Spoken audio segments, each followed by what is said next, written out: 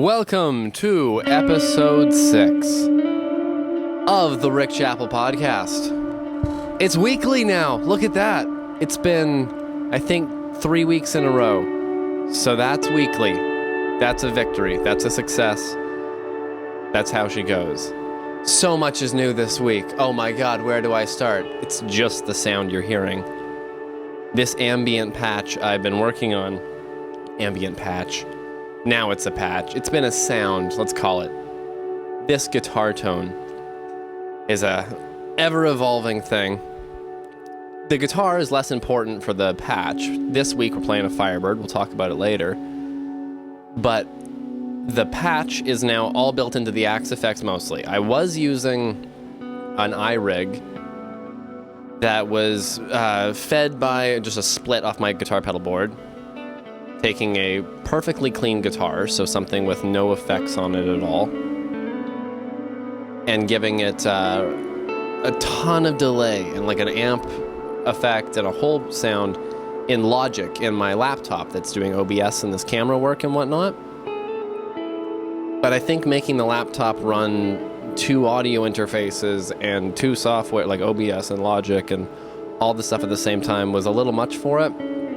And that might be the reason why last week had a bunch of pops in the audio. I don't know if any of you noticed. Nobody commented. But I noticed it, and it drove me nuts. So, my solution was to stop doing what I was doing. And now this is not powered by the laptop. It is a Ep.6 patch I have made called Kitchen Sink of Ambience, because there's a kitchen sink of effects in it. Like, I'm not going to get into the screen of it too much because nobody cares about that. But there's 2 compressors, 2 volume automation things, one that's like an auto swell, one that I'm controlling on a foot pedal below. Like 6 delays if you count multi-delays as individuals, 2 cabs, a course, 2 reverbs, a mixer, and it's a lot of delay, man. But the sauce is on the desk now, and we're going to actually show that off for a second. So, look how it went away. Here's the Ep.6 patch.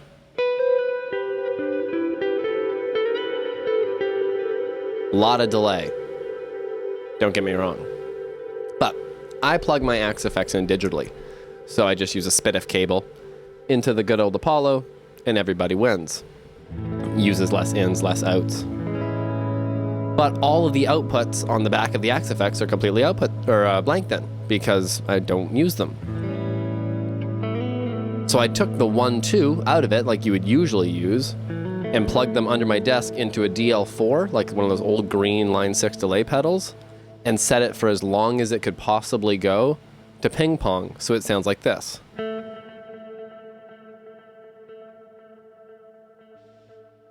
Where is it? It's very long. There you go.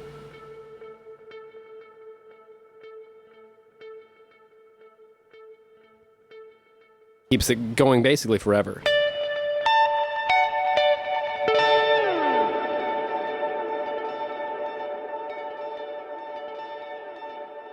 But we then run all of that into the Space Echo,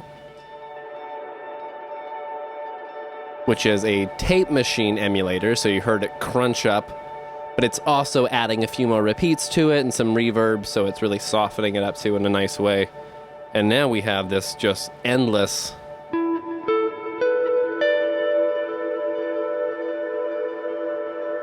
real-time ambient sound. And then that's going into the UAD stuff, obviously. So then I have auxes on that always. So we have, of course, a Lexicon 480L adding some nice reverb to both channels. And another delay for like 30 seconds of ping pong. Long story short, the delay is not short. But it's not powered by a laptop anymore, so it should be more stable. And that is the first subject we'll tick off the list for this week's episode. I wanted to talk about the Ep.6 patch. because it took me a long time to make.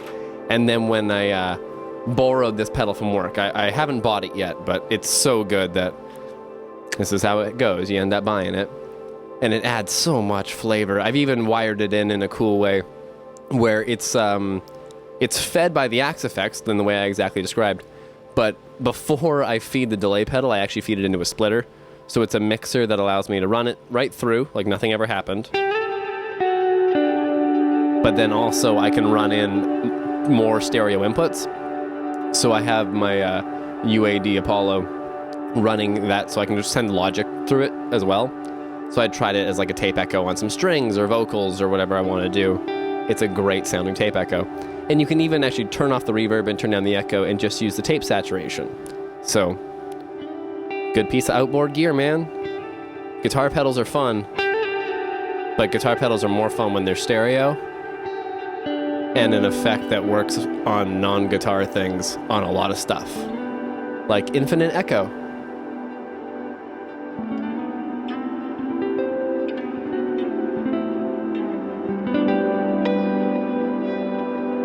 I just love delay, man.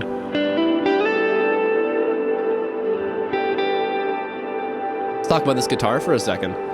This is a 2013 Firebird that I bought off of a good friend of mine's dad, or also just a good friend. His name's Tim. The people I've talked about in Princeton and Headley with the show a couple of weeks ago, it was all those guys. He had this, I think, well, since brand new, so 2013-ish, around there. And he didn't play it all that much. It's got a couple worn down spots, so, you know, he played it a bit. But it hung up for a lot of years as well, I know that for sure. And it aged not the best. It got pretty dry. And actually, even just last night, I went to string it up, or a couple nights ago, I went to string it up. And it, the board did not look this brown, let's put it that way. It turns really light red in the heat and the dryness, and it's been hot and dry here in Abbotsford. We've got an insane air quality right now, worse than, you know, all the spots they always talk about in China and whatnot, because Kelowna is on fire, which is maybe 4 hours, 5 hours drive away, 6, I don't know. It's a drive, but, you know, it's home, and that sucks. So hope everybody is okay. I haven't heard crazy casualties, which is great, but obviously a lot of homes and properties have been lost, which is terrible. So there's your news. It's bad. Welcome to the future. Woo! I have one friend actually who's down. He lives up in Karamias, and I haven't seen him for years, with my dad's old friends. So we're heading out to dinner tonight. So that's cool. He, you know, he happens to be down for a bad reason, but may as well take advantage of it, right? Make some lemonade, drink some beer. This Firebird became mine because Tim brought it to my work at good old Long McQuaid. And I don't know what was going on, but he wanted to trade it in on a Les Paul. He wanted to order a Lemon Burst Standard. And we found him one, and it is awesome. He got a great guitar. But this was what he wanted to trade in, and I was like, Tim, no. But when it came time to do the numbers and whatnot, I tagged in my manager because he's a friend. I want to give him $1 million for this guitar. I can't be the one to, you know, it's just conflict of interest. So my buddy, who is also the manager, tags in, makes him an offer, and then this is the part that is not totally by company policy, but is a great part of the story. Is he took the trade-in offer. He was like, okay, that sounds good to me. But then his wife, Anita, was like, well, we'll do it. Or, you know, hey, Rick, do you want to just give us that money and you can have it? And I was like, oh, you all know me too well. I've pined after this guitar for years. I had played it pretty often when I had gone over there. We were in bands over the years. Him and I had played in like a bar band with his daughter's husband, who's now my good friend who lives up in Princeton there, and his daughter also lives in Princeton. They're the married couple who have that wonderful daughter of their own just now. Congratulations again. I'm so happy for them. But we played, what kind of gigs did we do? We did all the bars around town. Back before there was good bars around town, unfortunately. right now it seems like there's a live music resurgence. I just saw my old boss's band last night at Old Yale Brewing here in Abbotsford. They were great. The place was busy. I think they were understaffed and really fighting it off, but they did a good job. The band was fantastic. I mean, the staff did a good job trying to keep everybody happy. I was with a big group that was, drinking and causing ruckuses, I'm sure. But the band was great. Good old Harmon White. Kyler Pierce, my old manager. Shout out to all of them for doing a great job. Good gig, guys. I didn't stick around too late after them because I get cold really easily, and it was outdoors. And even though the world's on fire and it's currently 27 degrees out, I have an air conditioner running because if I don't, it's 45 degrees in here. I'm wearing a hoodie, and at dinner I was wearing a hoodie, and I got cold when the sun went down. So, that's me.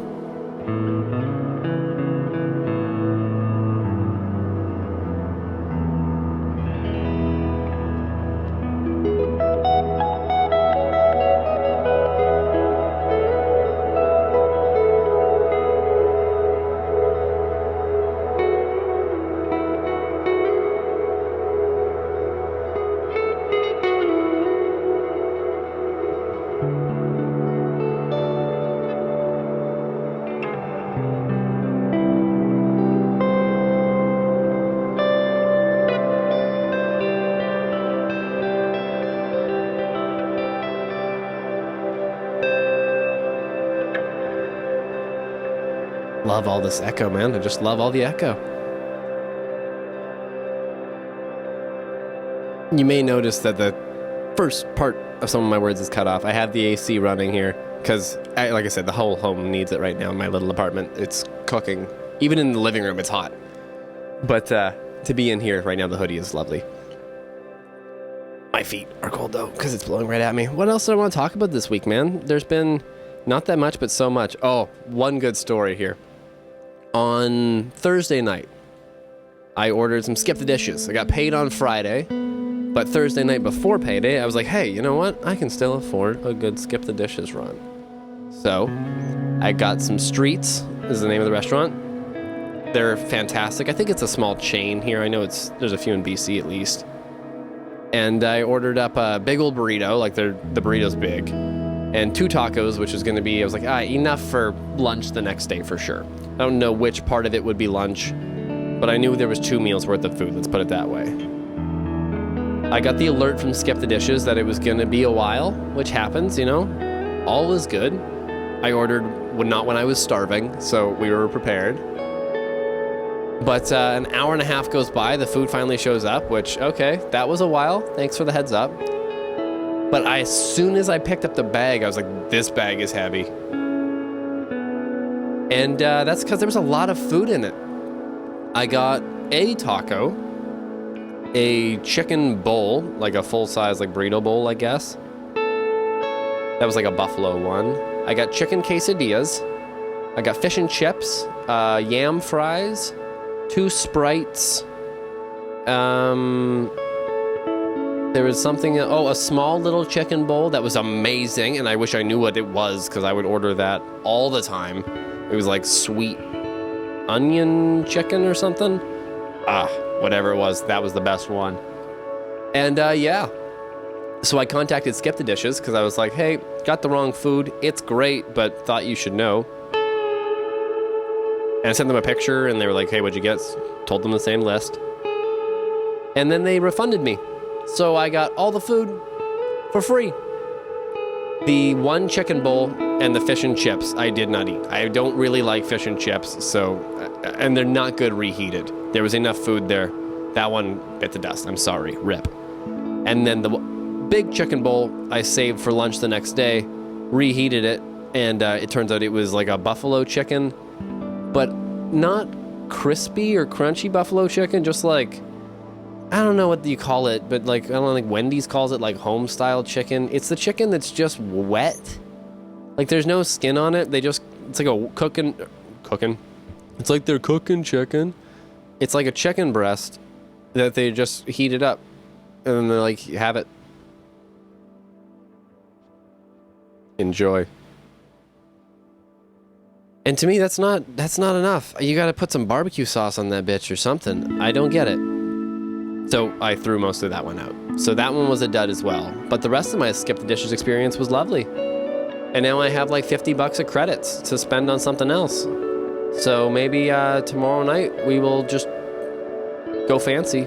Or I'll get brunch on my day off. I'm getting brunch on my day off.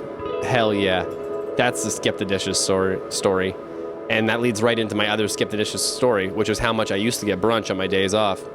And by days off, I mean during COVID, like when everything was off. Some days I would sleep in crazy late, all days. But on these particular days, I would order like a big breakfast platter from Cora's. So much sugar, so much deliciousness. Like I would get like a crepe with strawberries and chocolate. And it wasn't Nutella. I don't like Nutella. Sorry, everybody. But this was like a good version of Nutella. You know, chocolate that was real chocolate. Not just nuts pretending. And, you get some bananas in a cup, whatever it was. You know, the fruit cup on the side was always, they'd throw it in. I ordered so much, they would start to throw in things. And this is before Skip the Dishes was an hour and a half wait all the time. So, like, the coffee was still hot, man. This was a good time to be Rick. You could argue the pandemic sucked. We talk about it every episode. I should really move on. Seems like the world has, but I don't remember the end button. Or like alarm. I remember the start alarm, but I don't remember the everything's fine alarm. It seems like every once in a while they're still like, hey, Omicron Persei I8's coming back. And you're like, okay, do I have a job still? Yep. All right, is the grocery store open? Doesn't matter, I get it delivered. Okay, so masks? Nope. Life. That's kind of where I'm at. Happy new decade, everybody. Imagine in 2019 being like, that's your checklist for the month, buddy. The times be changing. Before the pandemic also, I used to get groceries delivered still, kind of. But not like Save on Foods. That's all I do now. I have the Save on Foods app and Save on Foods delivers me bagels. It's great. But I would get like the Good Food boxes was the one I had. But, you know, it's like any of those meal kit things. I used them for maybe 4 or 5 months. And it was great. I was cooking more than ever. I was eating healthy, you know, fresh stuff.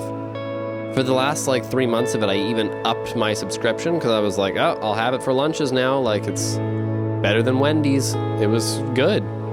Pandemic hits. Immediate non-necessity. So cancel that shit.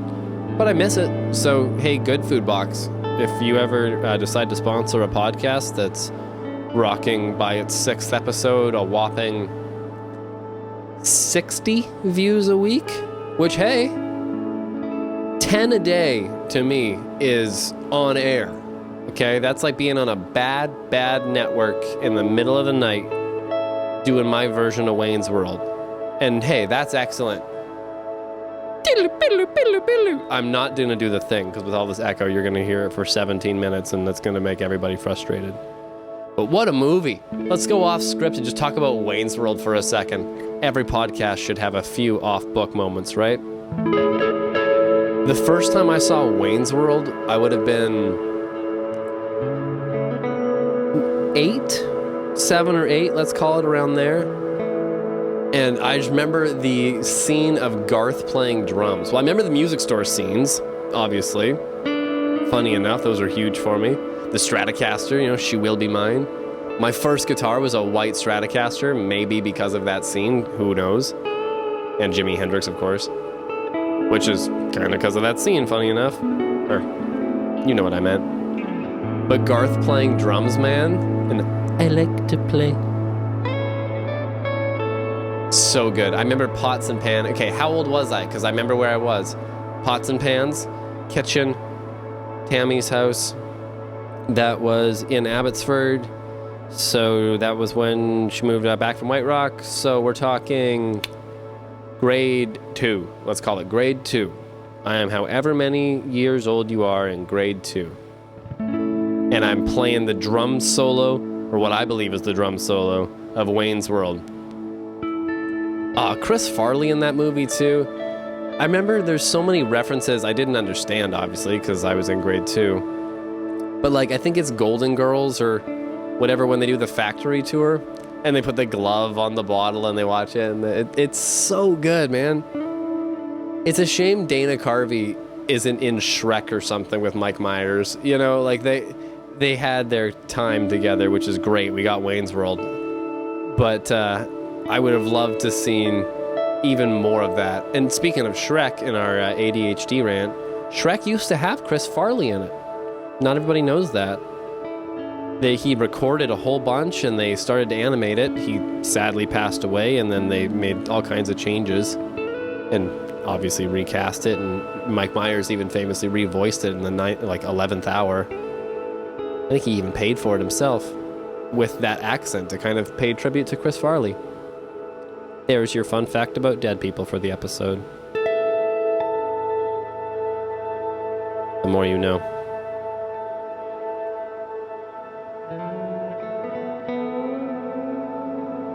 The Space Echo, man. The thing that's adding all of that sauce. That's the best pedal ever. And there's even a button that means it'll just go forever now. Or I can make it do a crazy thing. It's a weird little box of infinite goo. So the next thing on my list, after I, maybe buy that guitar pedal, is to add an expression pedal to it that I'll just throw down here. That will be that hold button, just so I don't have to use my thumb and I can, play guitar and do it. Because that hold button is great, especially if you want infinite ambience.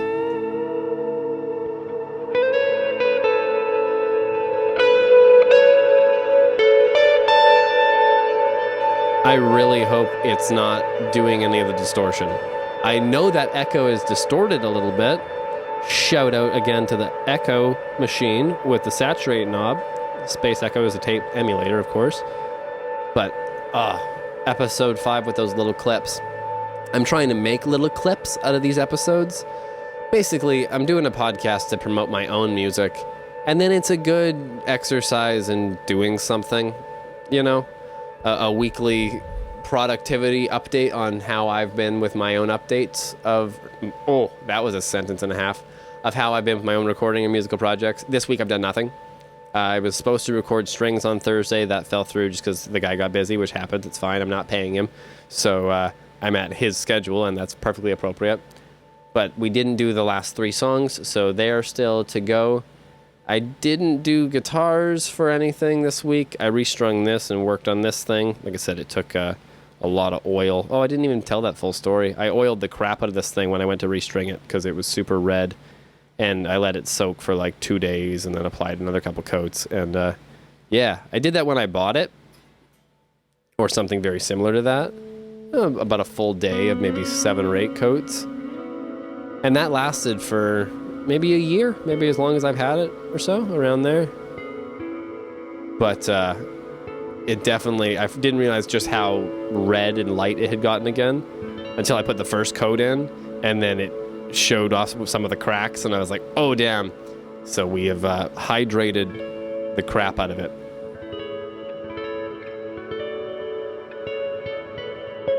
I'm a big believer in hydrating rosewood boards and ebony boards. Some of the guys at work used to tell me that I did it too much, but they were all healthy and customers loved them, so hey, go us.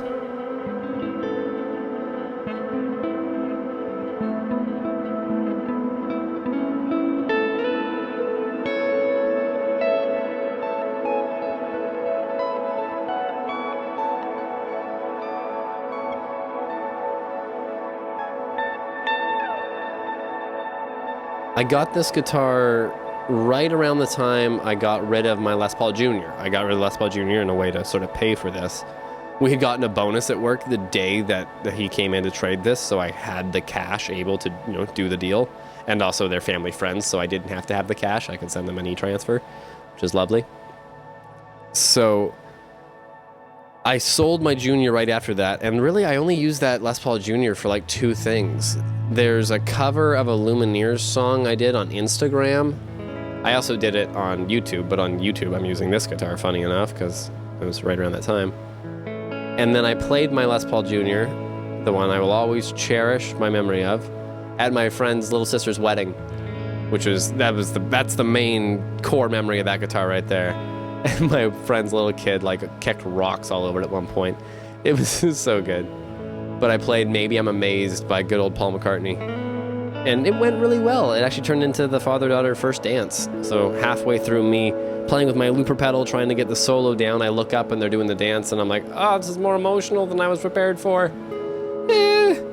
But we got through the song, and I made some people in the audience cry, not because I was bad. So, go Rick. At least I don't think it's because I was bad.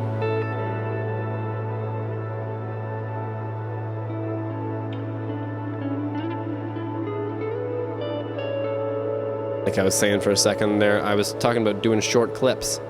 And short clips of the podcast is a thing I'm going to experiment with.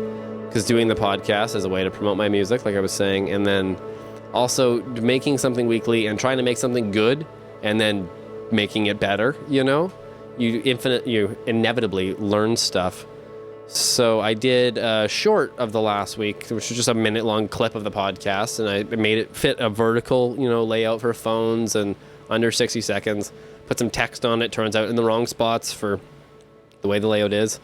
Learned a lot, And then also I had a weird thing happen where I made it in the middle of the night and posted it in the middle of the night and didn't put it on Facebook or share it on Instagram. I just put it on YouTube and was like, goodbye. And it got, in the first, 2 hours, 10 views. I remember I checked before I went to bed. And then I woke up and it had 200. And I was like, that's more than the podcast gets. That's more than my pedal reviews get, in a week. And it happened while I was asleep. What's happening? And then it just stopped. So the graph goes. So that's odd.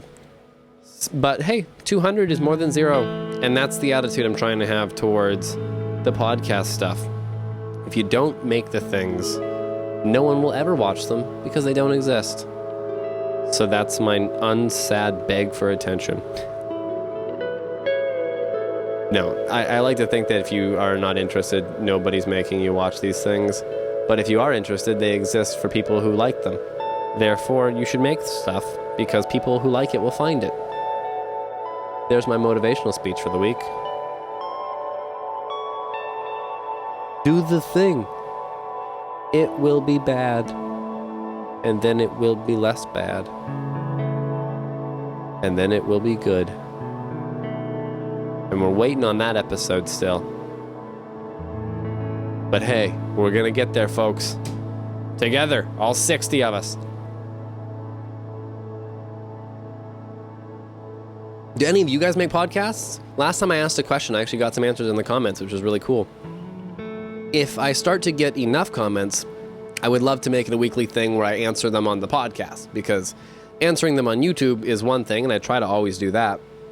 But answering them on camera kills some time, and I think is nicer, right? That's a more fun way to engage with an audience. And if I want to make music, which I'm currently doing, done. But if I want people to hear it, which is the reason I try to do my best of it and make it sound as good as I can, even though it's, sometimes the demo is what comes out because it's perfectly good. Having this stuff out there always helps. So do you guys do creative things? Are you making music? If you are making something, what do you do to promote it? Are you also doing podcasts or advertisements? I was thinking about busting out the old credit card for some advertisements. I used to do advertisements for car dealerships, for a job. And it was great. It was really fun. I would make like Facebook videos and Instagram videos, and we would put a couple $1,000s a month towards advertising campaigns. And it was fun. And I know how to target very well because of that and how to optimize things pretty good. But the thing is, you need those couple thousands of dollars to do it to the scale I was doing. I don't have those couple thousands of dollars. So my plan is to pay off my credit card, be debt-free, and then take the money that I was, budgeting for credit card payments and put that towards advertisements again and treat myself like a business. Pour out that music to the lowest subscriber on Facebook, Instagram, and who knows, maybe TikTok, all these platforms that allow you to pay to play, because that's the reality of media. Yay. Everybody can do it, but everybody needs to pay for it. But the new album I'm working on, I think, is worth promoting. Like, not that it'll be my third album. The first one is not worth promoting. I never made CDs of it. I released it after the hard drive I had it all on exploded. So I was like, well, here's as far as it got. I think it sounds pretty good, but it's essentially demos. So it's called Escape, and then in brackets, the high school demos, because the album was going to be called Escape. And it's just the demos I had in high school. And you can check it out on streaming. It's out there. You can pay to download it on my website if you want, and then you can get like a production commentary and stuff. It's good old rickchappell.com. There's links everywhere. I'm sure you can find that. But my second record, Black Tie Affair, is good and worth promoting. Don't have the budget for it, so I didn't and haven't. But when I do have the budget for some promotion, I will promote the new record, Outlier, because I think it's very catchy and worth promoting to a much larger audience. But you bet I'm going to promote Black Tie Affair a little bit too, as a kind of evergreen ad campaign, if you know what that is. Woo. And I'm going to try to treat my music a little bit like a car dealership of social media ads, because that's what I have experience doing. Hopefully the ads will be a little less cringe. I like to think that was part of it when I was at the car dealership, because, of course it's cringe. It's at a dealership, bro.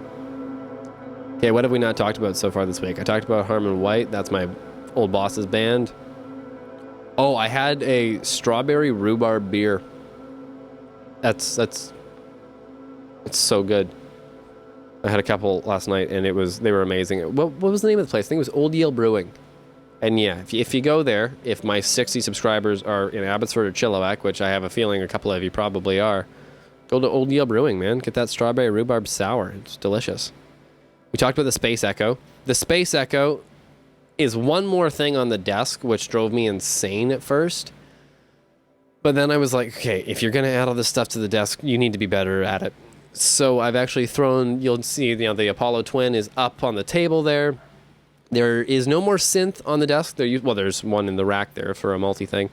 But I used to have where that Apollo is. I had the, the Micro Brute Arturia, and it doesn't fit with the Space Echo taking up the spot it does, which I like all that now. So my plan is to mount the laptop on a pole right here, like a desk clamp, pole thing.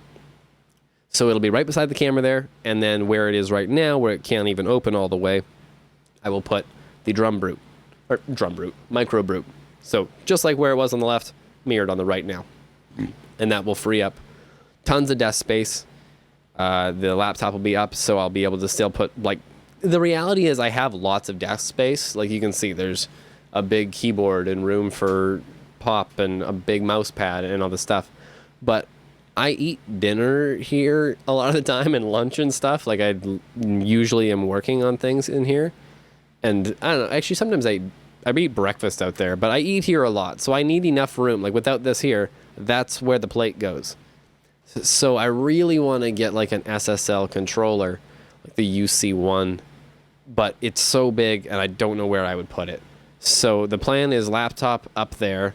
That frees up tons of desk space. And then I'll see if I ever get the chance to bring one in at work. I'll bring one home just to place it and see if I can make one fit. If it would fit under the laptop. That's my best guess so far, because the UC1 has a bus compressor meter on it and an EQ control, and the EQ control is what I'm mostly looking for in a next purchase, like a hardware controller. for plugins, and the one I want to control the most is a SSL EQ. So the SSL EQ controller is looking like the front runner. And the best way to do it is, I thought about the soft tube stuff, but even though it does more plugins, the SSL one has that bus compressor in it and the compressor controls as well, separate for the thresholds, or not for the threshold, sorry, for the expander and all the other parts of that channel strip, not just the EQ. And I'm pretty sure you can do all that in the console one thing too, and it's smaller, but the fact that the SSL one has a real compressor needle in it, sometimes needles are cool. And that's said from somebody who doesn't do heroin or think heroin is cool. So there you go. Clip that out. Rick, you're the editor.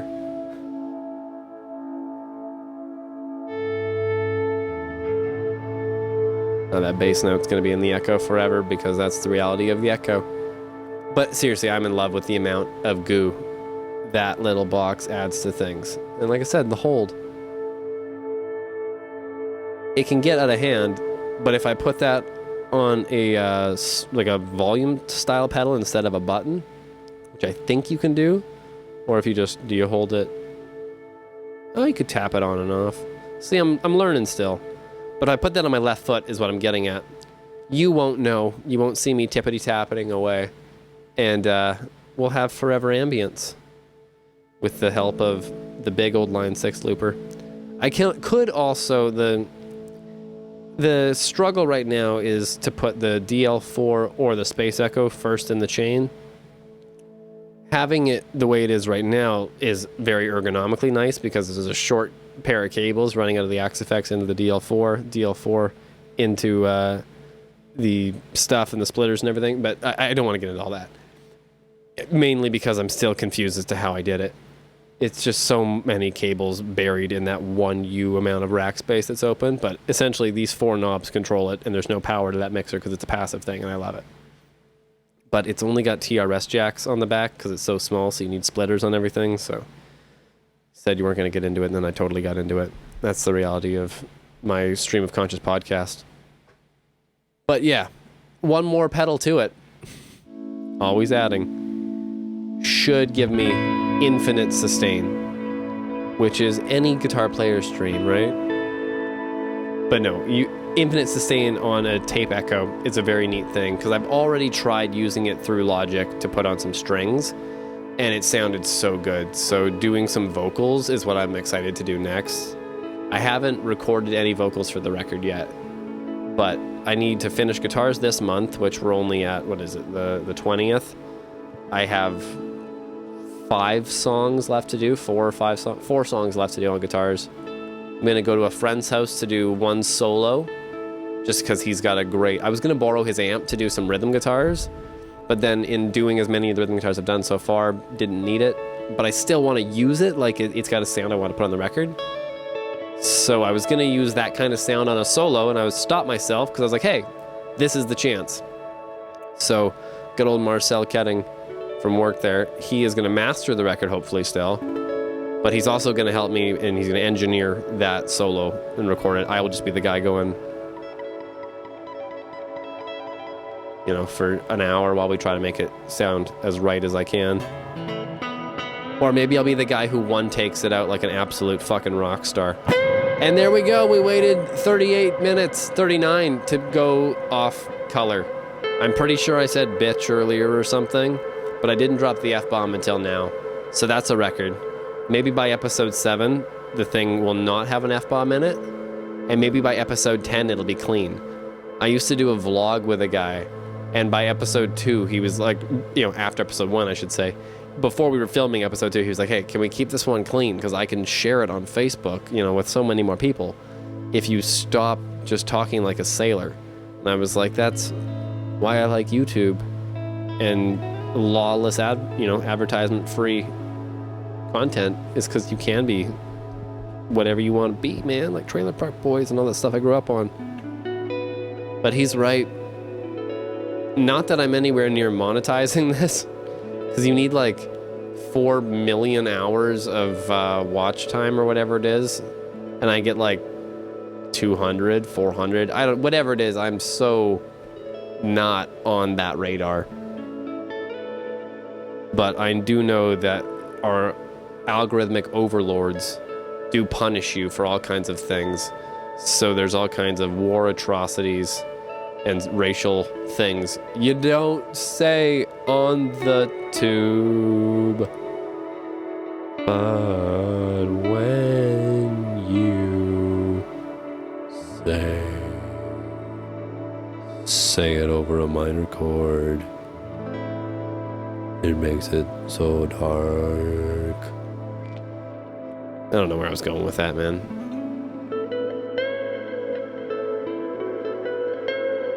I do have the strings ready to go, so we didn't do them on Thursday, but I did get it all prepped at the last minute. And by prepped, I mean this time for the 3 songs, I actually have music written, like the dots on the paper. I didn't learn how to read it. Never will. But I learned how to export it from the music software I used to write. So I just make the violin do the thing, and then I press Command P, and it prints out a thing. Well, actually, it saves the PDF because I don't have a printer.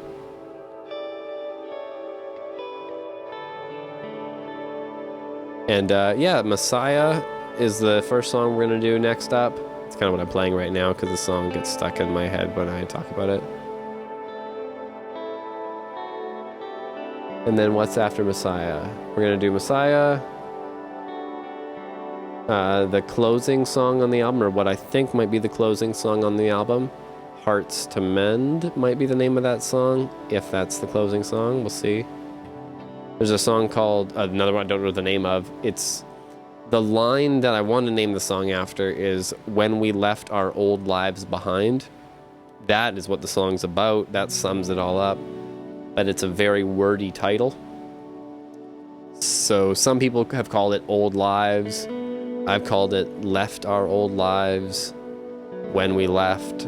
I don't know what to call this song yet, but we need to record strings for it. And that's written out. And then I thought there was one. No, it's only 3 songs, yeah. I was going to see about getting him to improv on one of the songs, but the more and more I thought about it, if I'm going to get anybody to improv on it, I would want horns or something. And he's a violin player, so nothing he could improv on it is what I want. So, thanks, Chris. You're doing a great job, but I don't need you on that one, bud. If he wants to do something, I'm not going to say no. And actually, he did ask me to send that to him. I'm going to write that down. Send Chris Jazzy Yazzy, which is no shit the name of the song on the record so far. I was thinking about naming it something else. I still am, but everybody seems to think Jazzy Yazzy is a great name. It's called Jazzy Yazzy because I watched La La Land and then had a brief love affair with jazz music. And by brief, I mean it lasted like that day. And I guess I still listen to Miles Davis sometimes, so there you go, I'm white girl jazz. But I wrote that song with this like jazzy drum kit sound, like the... You know the sound. And when you hit Command S and save it, it makes you name things, and I was like, Jazzy Yazzy. And it stuck. The other name for the song is Projections, because it's about you're projecting things on other people. But I kind of like the silliness of the name Jazzy Yazzy, and the name Projections is not that silly. It's rather serious. And so we're probably just going to call that song Jazzy Yazzy. There you go. What else can we talk about? That was the string preparation. I wanted to talk about recording strings, but it didn't happen, so we didn't. Sorry, what I have written down here is string prep, written music. I can't read, because I can't read music, and I wanted to talk about that, which I did. But I can read, like, just words in English only, but I can do it. I just came back from my grandpa's 94th birthday lunch. That's one thing just worth mentioning. Happy birthday, Grandpa George there. Good Lord, you're 94. I was born in 1994. So, unrelated, but that's how I remembered that he was turning 94, and my grandpa is 94. I will be able to say that, with confidence this year, because I remember that number. Time to stand up. How is it time to stand up? I still got 15 minutes left of podcasting, Apple Watch. You liar. And it was nice. He married into my family before I was born. So he's not biologically my grandfather, but he married into my family before I was born. He's my grandpa. I've never known another one to call on my mom's side, obviously I had another one, but he's my grandpa, you know what I mean? But his family from before, I've met many times over the years at Christmases and his birthdays and things like that. But it's not always the same exact group of people, obviously. Sometimes it's more, sometimes it's less. And there was a lot of years I didn't see them at all, like probably a decade or so growing up, from 10 to 20-ish, somewhere in there, So I always struggle to remember who's who. And then it takes me a minute, but I'm like, oh yeah, that's the guy I like. Family gatherings are family gatherings. I'm sure we all experience our own versions of things when we do that. Brings up stuff. The one nice thing, though, is we do always talk about my dad at some point. He passed away when I was young, so it's always nice to hear about him.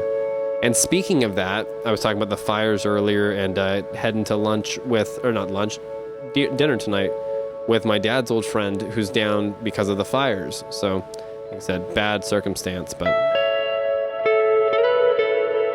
looking forward to that at least, hey? Doing the best we can.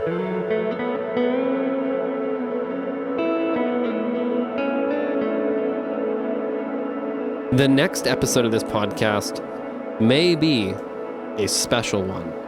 This one's special, don't get me wrong, because fingers crossed, and this is how you ruin it right here. I'm doing it. I'm going to bite myself in the ass on this one. I know it. This is the first episode that's going well. I don't think there's pops. I don't think there's glitches. I don't think there's a light that's crashing down or anything that's gone that wrong. I think the framing seems to be all right. The lights are pretty decent. Everything is clean. We have succeeded. But next week will be the first episode to ever have a guest. There was an episode, call it 3 or 2. It's whichever one I'm playing, my Black Explorer. It was the day I bought that. Or the day I brought it home. I had purchased it like a month before. Watched that video. I am just crackhead excited because I had ordered that guitar the second they announced it. And I work at a dealer for guitars. So they announced it for me before they announced it for you. So I ordered it early, and they shipped right away. Like when they actually announced the guitar, it was only 2 weeks maybe before we had them, in a hand of a customer, me being one of those customers. But it felt like I had to wait forever because I had that inside scoop.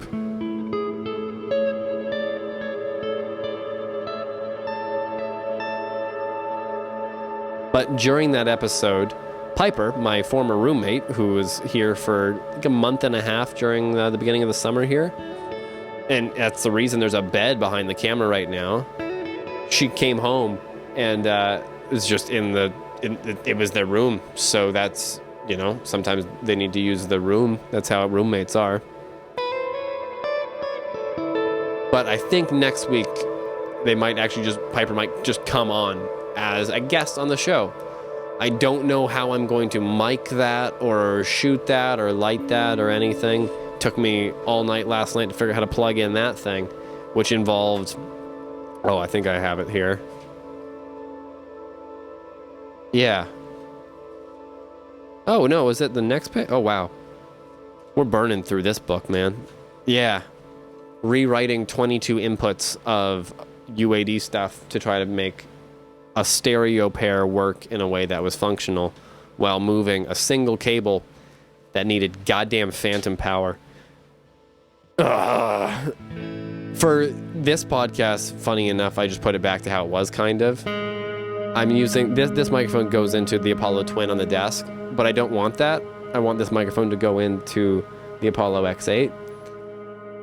That way the Twin is empty. It'll run the Micro Brute, the synth, but when the Twin is empty, I'll still have a microphone, and then I can run those guitar pedals for demos and stuff, because the guitar pedal demos have been fun. I think I'm going to do a Strymon Iridium next, or the Boss IR200. only because they're the other small pedal-sized pedals that are entire amp in a box, rig in a box tones, and that's what the UAD ones are. So I feel like it's kind of finishing off that lane of things, and then if they announce more, I'll do more pedals like that as I find them. And then maybe I'll get into other kinds of pedals too. I don't really know, because to me, other pedal reviews are really tricky because it's so dependent on the rest of your rig, like your amp and your speaker and how you're recording it and everything, that, not to toot my own horn, but I think I can make a pretty bad overdrive pedal sound pretty good if I just use the distortion in my Mesa Boogie mostly. You know what I mean? Like, if you use the Boogie and a Captor X, an overdrive that just doesn't suck will be good. So I don't think I'm going to do like overdrive comparisons. I might do, well, no, I don't even want to do more echo pedal shootouts because I kind of just bought the one I want the most, and it's, there you go. I have no allure to make a video about this. It's really complicated. It has way more menus than I hope to ever learn. I've made a couple presets in it that I really like, and I have it up on the desk here so that I can just fiddle with it when I'm using it for like vocals or strings or any of the things I plan to do during recording. But yeah, I don't want to make any videos on the Space Echo, man. I'll let people who know a lot more about it make videos. I used to have this pedal, like the older version of the emulation, the RE201, 201, did they call it? Whatever the one was that had the red LED smiley face on it. And as much as I love smiley faces, that one was my least favorite smiley face ever, only because it wouldn't shut the fuck up. One of the lights meant that the pedal was on, and the other one was the tempo, and then the one below it was the tape running through, which is a great design. It looks like a smiley face, and it sounds adorable, and it looks really nice on the floor. But every single LED in that made a noise. So when you turned it on, there would be, actually, no matter what, there'd be of the blinking one. And then when you turn the pedal on, at least this is how it was in my rig. I was a teenager and probably had a distortion pedal after it, or, you know, something ridiculous, adding a bunch of noise to the bunch of noise floor. But this is what happened with mine.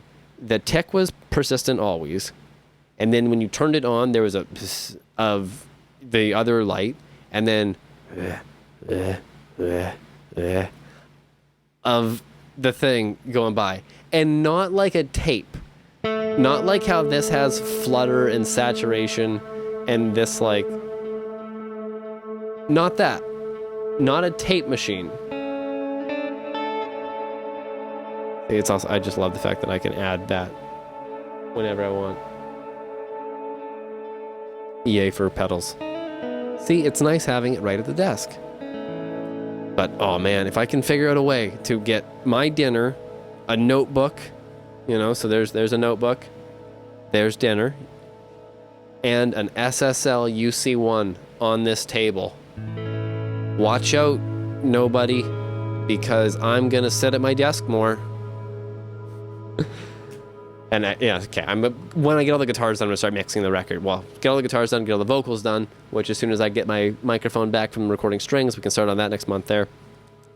That'll be great, and then I can start mixing the record, and when I mix, I want to have that controller. That's my goal. The summing mixer is still on its way, which will be here by the time I mix, God willing, because that should be here in another week or two. But the controller, I don't think I'm mixing until October, probably, maybe even November. I don't know. I think that sentence was blubbered to all hell. Maybe even November. We'll see.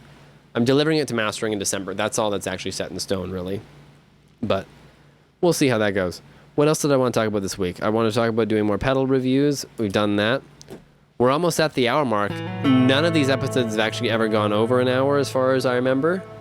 And a lot of them struggle to kind of hit around where we're at. Let's do a little play guitar out. Maybe I'll talk about something else if I think about it. But so far, hey, this has been, like I said, hopefully, the first successful episode.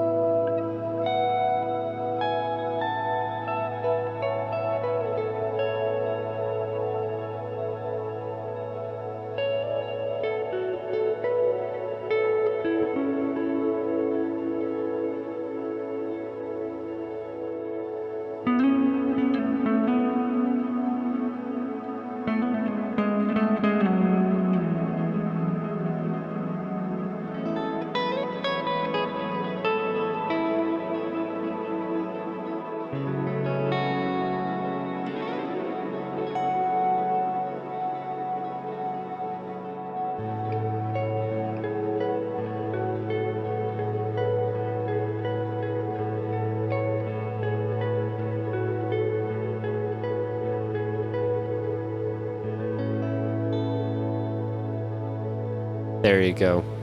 If you watch these podcasts not live, and by not live, I mean maybe in 6 months when this record's out, maybe you'll recognize a little bit of that as one of the songs.